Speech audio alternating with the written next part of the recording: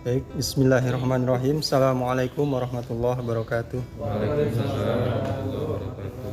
Bahwa ketika kita bersyahadat, mengucapkan syahadat, apapun isinya itu ya, kita bicara syahadatnya dulu. Itu berarti kita mendeklar sesuatu, menyatakan sesuatu, sekaligus merupakan janji dan sumpah. Ya, 3 hal itu, pernyataan, janji, dan sumpah. Itu syahadat.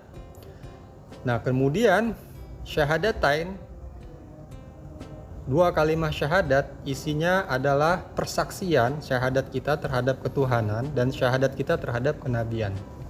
Terhadap ketuhanan kita menyatakan bahwa la ilaha illallah, tidak ada ilah kecuali Allah. Kita sudah sempat membahas ilah itu apa? Sesuatu yang kita sembah. Ya.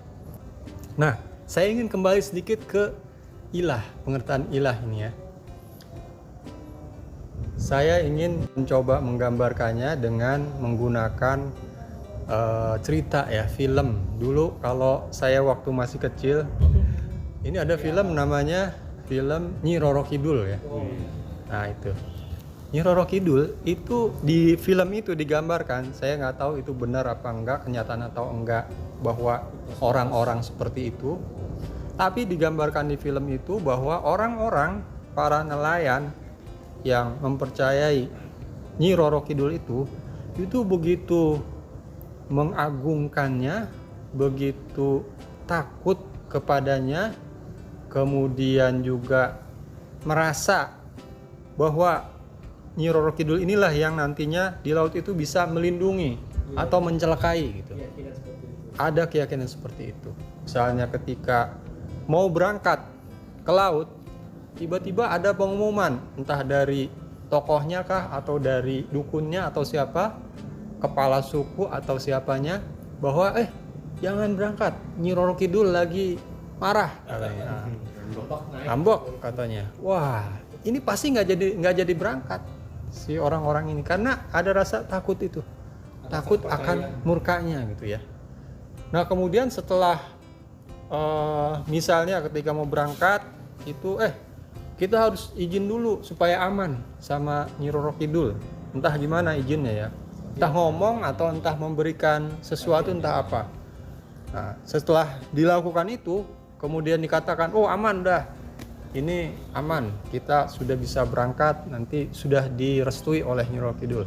Nah, ada rasa aman. Ketika berada di lautan, apapun yang terjadi itu merasa aman, tenang. Kenapa? Karena udah dalam perlindungan, gitu ya.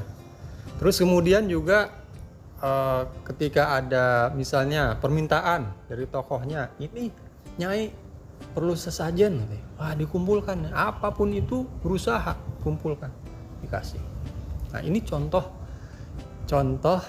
terkait dengan ilah. Jadi yang sudah kita bahas, ilah itu kita mengilahkan sesuatu ketika satu, kita merasa tentram padanya ya. Kemudian yang kedua, merasa terlindung. Yang ketiga, merasa terpaut terus hatinya, ingat.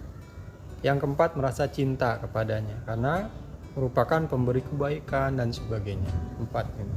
Sakana ilaih, kemudian istijarobi, asyauku ilai, sama satu lagi adalah uli ambih, asyauku ilai, uli ambih. 4. Nah keempat hal ini dibarengi dengan yang tadi, rasa ketundukan, tunduk dan patuh. Kalau dibilang tidak boleh melaut ya nggak boleh gitu kan, pasti dipatuhi. Kira-kira kalau yang meyakini gitu dibilang lagi marah nih, berangkat juga nggak? Kan enggak kan? Nah itu kepatuhan di situ. Ketundukan, kepatuhannya di situ, dia enggak. Kemudian ketika diminta sesajen itu dipenuhi enggak? Dipenuhi. Karena itu tadi, tunduk dan patuh. Kemudian juga sangat terpaut hatinya. Nah, contoh yang lain misalnya ya. Contoh yang lain kalau teman-teman suka naik gunung, kalau yang suka naik gunung itu suka ada banyak yang aneh-aneh di gunung itu. Misalnya nih, contoh Mas Andi naik gunung. Tiba-tiba waktu di atas tidur tenda, bermimpi didatangi oleh orang berjenggot putih, pakai tongkat, udah tua, anakku katanya atau cucuku, nanti kamu akan mendapati sesuatu. Kamu harus memelihara sesuatu itu dengan baik. Dah hilang. Begitu pagi-pagi lihat di sebelah tenda, sebelah sana ada batu misalnya terang gitu, berpendar. Lihat diambil, wah ingat mimpinya, harus dijaga nih masuknya. Nah habis dari situ ternyata bisa ini bisa itu gitu. Kalau pengusaha, wah usahanya lancar, kemudian ini dan sebagainya. Kira-kira seperti apa perasaan terhadap batu ini? Mengilahkan gitu. Langsung muncul kan, oh ini sesuatu harus dipelihara ini kan. Taruh di tempat yang mulia, taruh di tempat yang tinggi, dijaga baik-baik, dipelihara gitu. Kalau misalnya keluar rumah 2-3 hari keluar kota, kira-kira perasaannya gimana? Ingat terus kan? Ingat terus, aduh jangan-jangan hilang, nggak ya hilang pikiran terus. Nah juga jangan sampai kalau tiba-tiba dia jatuh atau dimainin anak-anak misalnya itu ada perasaan jangan gitu kan, nanti dia bisa marah gitu. Kalau marah kita nggak bisa dapat keuntungan lagi kan gitu. Nah ini terkumpullah di situ ya. Kemudian disertai dengan sikap-sikap yang mengagungkan, tunduk dan patuh kepada si batu itu jadinya. Misalnya, ini perlu dimandiin setiap malam Jumat ya udahlah, berkembanglah segala macam yang macam-macam gitu. Yang intinya kemudian ujung-ujungnya adalah sangat mencintai, sangat rindu kepadanya, kemudian tunduk dan patuh dan sangat mengharapkan ya. Ditambah lagi satu lagi, merendahkan diri.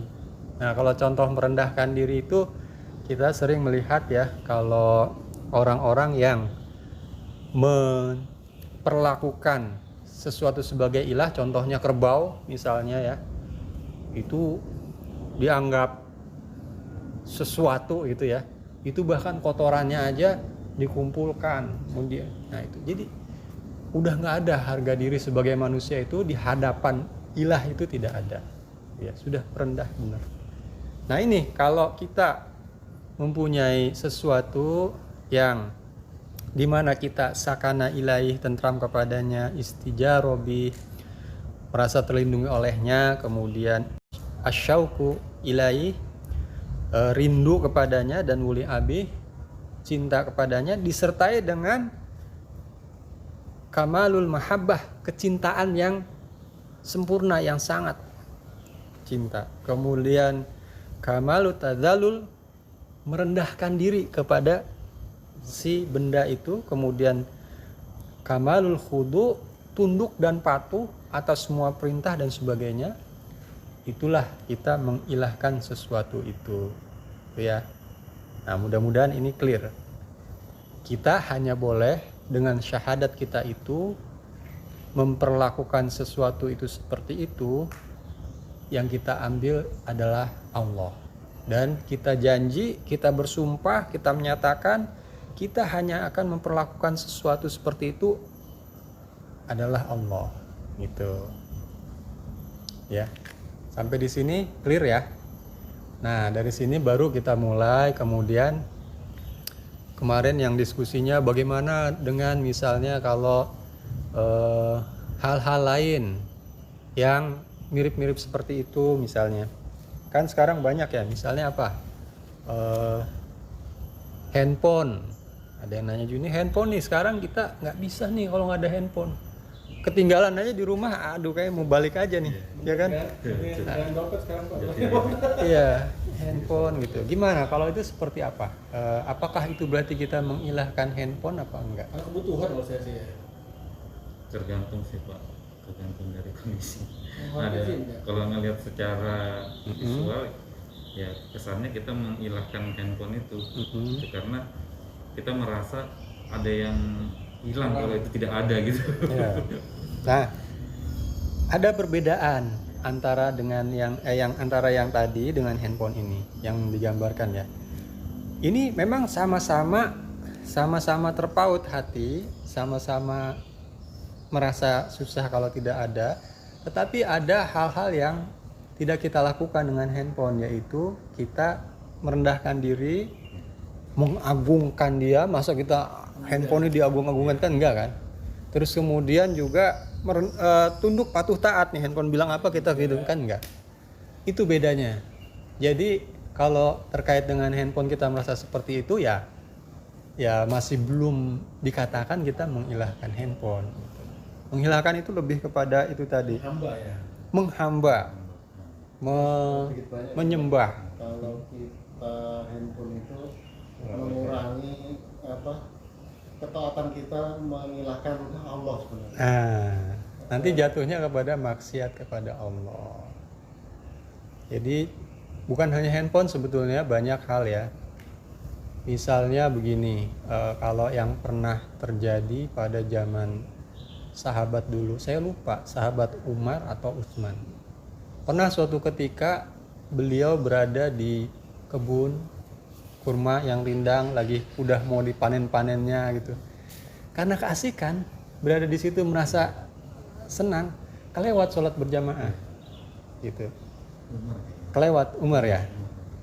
Nah habis itu apa yang dilakukan? Dia sangat menyesal, ya Allah. Ini artinya saya sudah kelewat ini gara-gara ini nih. Akhirnya kebun-kebunnya itu diinfakkan semua, disedekahkan. Satu lagi contoh, ketika kita sudah dikatakan oleh si guide-nya, tetua di situ seperti itu, kira-kira begitu kita naik gunung, tuk ke atas, berani nggak, ada perasaan berani nggak kita melawan itu? Coba. Jelas Nggak berani kan? Takut kan? Takut kan? Nah, rasa itu kenapa nggak timbul terhadap Allah gitu? Allah bilang misalnya kan, kalau kamu melihat seorang wanita, tundukkan pandangan gitu. Kenapa nggak ada rasa takut ketika kita melihat itu terus kemudian kita nggak nundukin pandangan? Padahal ini sama rambu-rambunya dengan yang diberitakan oleh si bapak ini gitu. Kamu bisa celaka nanti, kata Allah. Kalaupun bukan di dunia, nanti di akhirat. Kenapa kita nggak ada? Nah, rasa-rasa seperti itu mestinya kalau kita mengilahkan Allah itu muncul. Seperti ketika nelayan yang mengagungkan atau menakuti kekuatannya Nyi Roro Kidul, ketika dia bilang, jangan. Ada aturan apapun tuh di perahu nggak akan dia kerjakan, nggak akan dia langgar tuh. Karena ada rasa takut itu kan. Nah, sekarang kenapa aturan Allah semua ini yang kita terima ini kok rasanya adem-adem aja gitu. Ini yang perlu kita tumbuhkan seperti aja. Itulah mengilahkan Allah jadinya kita. Jadinya mengilahkan Allah seperti itu, menumbuhkan rasa-rasa gitu. Menumbuhkan rasa ketika diperintah segera gitu. Ketika dilarang segera tinggalkan. Kita takut kepada harimau gitu kan, kita takut ya. Ada yang berani nggak sama harimau? Di Taman Safari tuh kadang suka berfoto sama harimau, itu aja masih deg-degan, kan takut kita ya. Atau sama ular. Sama ular itu naluri manusia itu memang diberi naluri takut secara alami. Nah, apakah takut-takut seperti itu merupakan takut yang mengilahkan sesuatu? Kan takut juga salah satu ciri kan. Tidak, itu alamiah. Yang takut yang mengilahkan itu takut yang dibarengi dengan ketaatan, ketundukan, pengagungan, dan penghambaan diri. Itu takut yang mengilahkan. Tapi takut yang alami sama seperti cinta yang alami itu. Manusia dikaruniai cinta secara bawaan ya, secara naluriah. Di dalam Quran juga disebutkan zuyyina linnasi hubbus syahawati minan nisa dan seterusnya. Jadikan indah pada pandangan manusia kecintaan terhadap wanita, anak-anak, harta, hewan ternak dan sebagainya. Nah, yang tidak boleh adalah ketika cinta itu terhadap yang lain itu melebihi kecintaan kita terhadap Allah. Itu. Contohnya karena kita terlalu cinta kepada harta misalnya, kita nggak mau ngeluarin zakat. Padahal zakat itu diperintahkan oleh Allah. Nah, ini yang nggak boleh. Ini yang berarti sudah melanggar syahadat kita. Baik, mungkin itu ya, udah lewat jam 1.16. Kita akan lanjut ya materi-materi ini. Sudah ini kita lanjut lagi. Mudah-mudahan bisa memberikan gambaran yang jelas mengenai keimanan kita, mengenai khususnya dan umumnya mengenai agama kita, supaya bisa menjadi bekal kita di dunia ini dan juga terutama bekal kita di akhirat kelak. Kita akhiri dengan doa kafaratul majlis. Subhanakallahumma bihamdika asyhadu an la ilaha illa anta astaghfiruka wa atubu ilaik. Wassalamualaikum warahmatullahi wabarakatuh. Waalaikumsalam.